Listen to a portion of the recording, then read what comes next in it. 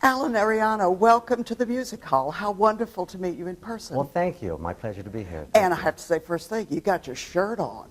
I do. Will we recognize you? Yeah, I wore red for the occasion, though, just Oh. so maybe you can associate with the red of the, With of her, the king. absolutely, Yes. absolutely.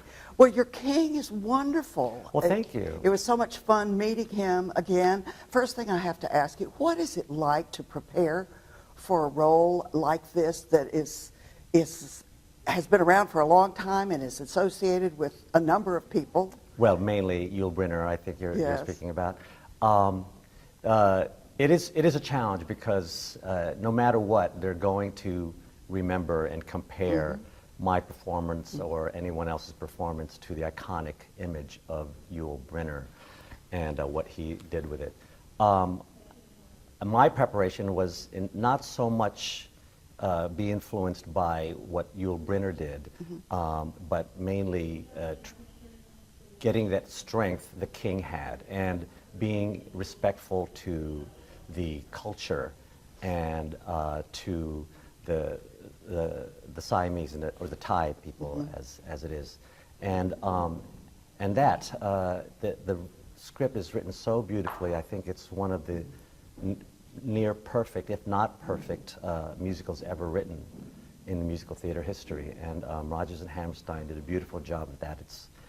This will be my third time to visit the king, and every time I discover something new, some nuances with the help of our director Glenn Casal, as well as in working in conjunction with Rachel York. It's suddenly you discover things, and I think that's important, is applying who I am in this situation and immersing myself in that time, as well as being open to what I'm working with, and like I said, as in this case, Rachel, and she gives me a lot to work with. She does. I think it's so interesting that this play has a wonderful history lesson for youth and children of today.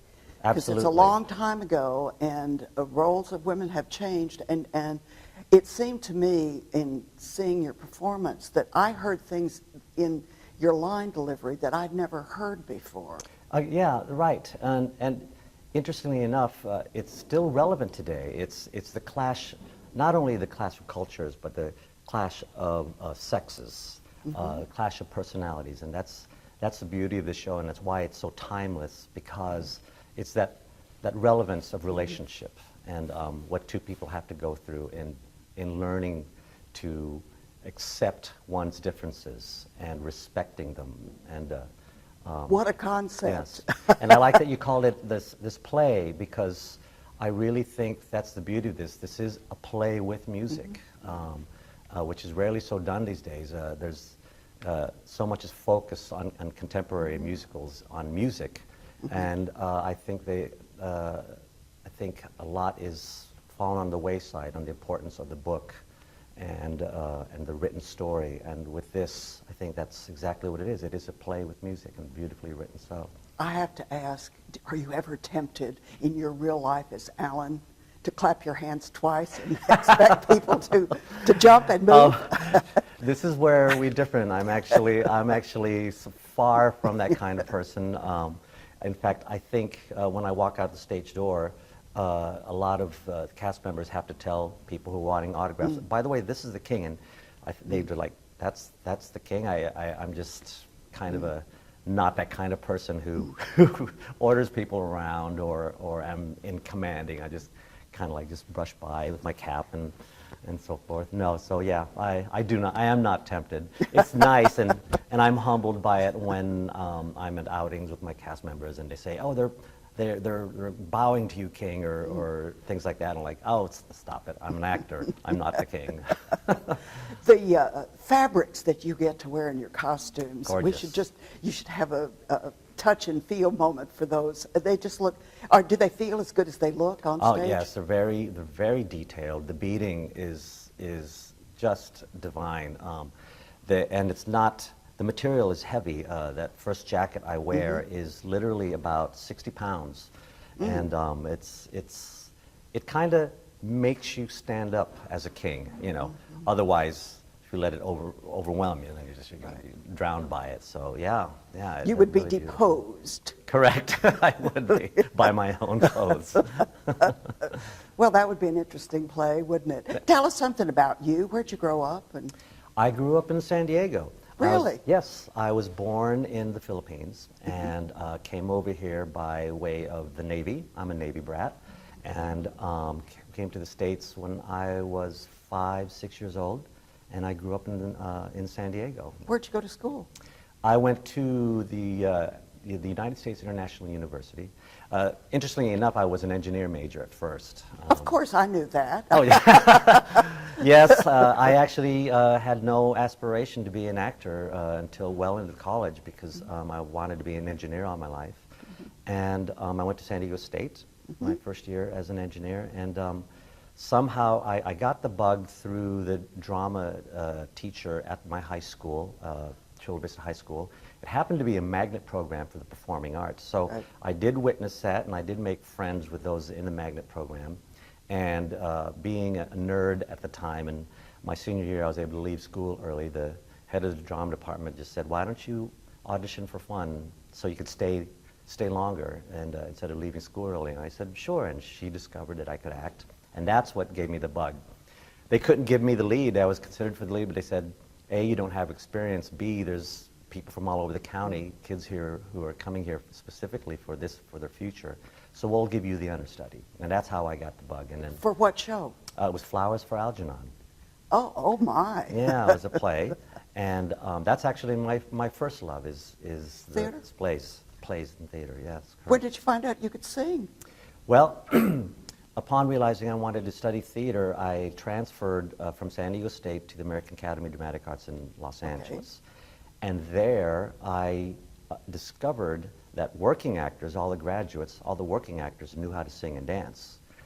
All the actors who were waiting tables were just actors, say. And I thought to myself, well, maybe I better learn how to sing and dance. And at that time, this school, I said the United States International University had a performing arts school in the university. I transferred there from the American Academy, where I learned to sing and dance, and that's where I got my musical theater degree. Isn't that fun how things just go from one to another, and who knows, in the next decade you may go back to engineering your career in a different Right. I mean, ironically enough, I mean, design has always been an important part of my life. Upon being in New York, I was in New York for 24 years, and I was blessed to be in 4 Broadway shows. My last show was being in the original company of Miss Saigon, and I ran that show to the closing, 10 years to the day. Really? I did, and third year into it, I told myself, you know what, I've kind of been living the good life, having a Broadway gig with 4 Broadway shows. I said, I'm going to start my own business. I went back to school at Parsons School of Design, started my own photography business and graphic arts. And so I dropped my agent at the 3rd year in Miss Saigon and had the show to be my side job, and I ran my business during the day. For 8 years, unbeknownst to me that Miss Saigon would run so long. And that's what I did, and I did an audition for 8 years. When the show closed in 2001, I kind of got homesick from the theater, and I thought, well, you know what, maybe I'll audition for something. And I met an agent through a friend and said, well, let me send you out on Law & Order. And I booked it, a Law & Order episode, and I said, well, maybe I'm meant to come back, and that was my pullback to acting again. Isn't that, you know, I'm now talking with you, it seems to me that the broad background that you have and all the interests that you have is part of your character of the king, because you don't play him like he's an Asian cartoon. Right. I think it's important that King Mongut, that the audience know that he was a real person, that he is a historical figure in the Siamese culture, and that though I may, you know, because of the iconic poses, I will put my hands up to my sides and so forth, but there's more to him than that, and I think there's so many levels, and that's what's the beauty of this writing is you could find those levels from from his low points to his highest points, from his anger to his love and his deep love for the advancement of his culture and his people. When I saw the show on Sunday afternoon, there was a 4-year-old sitting close, and I heard her say to her, "What's wrong with him?" when you were lying down at the end, because she was very worried that you didn't get up and was something wrong. And you know, that's, to me, that's one of the wonderful things that you do with this show, is that it's a lesson in life and it's a lesson in cultures. And you all aren't just saying the lines so fast to get to the next song. I appreciate that. Well, thank you, thank you. That's a testament to our director and his creative team.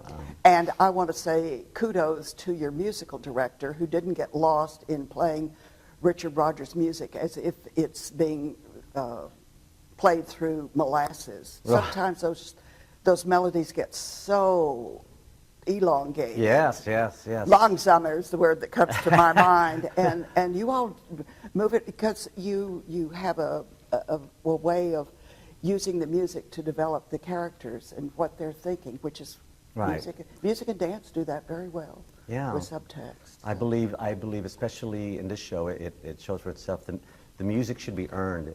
In other words, there's a reason that they're singing this to propel the story, and I think Rodgers and Hammerstein did a beautiful job of doing that. And yes, our music director, along with our director, set the pace in that sense to where the audience wouldn't feel like that they were sitting there through an epic 3-hour story. Yes. Well, and you brought to our attention, etc., etc. I can't think of the last time anybody said that word to me, but I think we all have to use it. Yeah, I'm really surprised the reactions the audience get. The very first time I even say etc., there's already a laughter, and that means they're familiar with the show. But that's true. How fascinated he is by this word, and how he repeats things in threes, just to make sure his point is taken. Alan, thank you so much for visiting with us. We really are happy that you're in Dallas and you're part of the music hall tradition, etc., etc., etc. My pleasure. Thank you very much. You're welcome.